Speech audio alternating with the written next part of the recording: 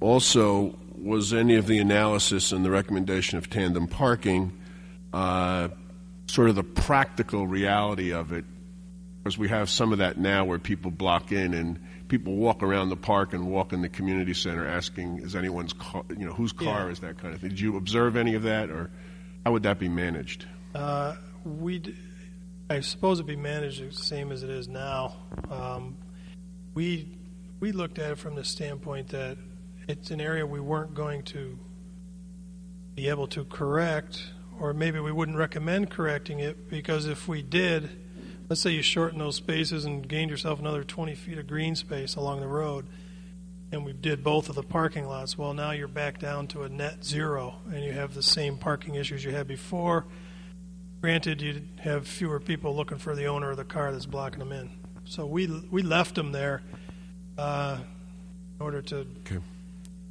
You say in here that you did not attempt to quantify any additional deficit that may result from the passive use of the park.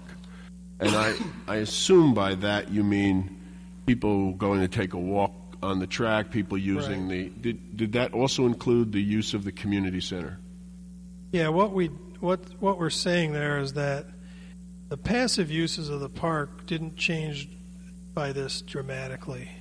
So there's really no change in the use. So we didn't factor an increase into the passive use. Okay, I understand that now. Well, I guess what I'm asking as a secondary question is, are you including the events that are held in the community center as part of the passive?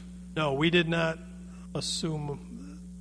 We did not include a worst case of 4 games and a community center event at the same time. Do you have any knowledge of how often the community center is booked? Discussed it, but I couldn't quantify. We discussed summer use and the festival and some various things, and there's kids there daily. On page 16, you talk about the Verizon site as possibly being a spillover. Has anyone informed you that that is not going to be available because that's in a redevelopment zone and going to be redeveloped? We discussed it, and we elected not to pursue it formally until obviously things were flushed out here. But the idea is that whether it's the Verizon site or any of the other nearby parking down off Newark Way or even the car dealership south of the site who parks his cars out in the back there, the opportunity is there, whether or not the agreements can be reached, even after that site is redeveloped, depending on how it redevelops, to at some point potentially get agreements that would allow some overflow parking in those areas. But we didn't factor that in. I say we factored it in, but we didn't count on it for anything, because it's... Does your parking deficit number, either before or afterwards, account for the use of the community center? No. Yes, thank you. On page 26 of 30, I want to just back to the replacement cost. The replacement cost is not built into your analysis, is that correct? Just per... Well, actually, in the book here it is. Not there. On that one, I left it off because what happens is this was over 10 years, let's say. At the end of 10 years, you replace it, but then that, let's say, $400,000 or $500,000, $600,000 it costs you to replace the turf only at 10 years. You would weight that against ongoing maintenance of a grass field for the succeeding 10 years. We put it in here in the book. We left it out on here because we... Right, in the book you're talking about $85 to $100 per hour of play. Right. And then again, that's based on the 22... That's adding the replacement of the field into that. Right. And it doesn't include the disposal, and we're going to find out eventually what that disposal is going to be. No. And if I could just, on page 25, I want to just understand the use again, because you're talking, your best estimate is this March 1st, November, late November, is a window of 34 weeks? Right. And you're saying that a natural turf field would not be available for 5 of those 34 weeks because of repair, reconditioning, and rain closures. That's true. Okay, so that's 29. That's how you come. Yeah. Except Okay. It's actually 39 weeks, because it's 275 days from May 1st to November 30th, which is 39 weeks, I think. But did we go half of March? Not March. It says March 1st through late November. Yeah, late mid-November. Doesn't say March 1st. So essentially, you're saying the 34 weeks you're going to be using at 60 hours per week, and then you're coming up with the 2,200 versus the 725. So it's an additional 1,475 hours a year. Yes. So that if you divide that by the 34 weeks, it comes to 43 hours more per week of use there. Yeah.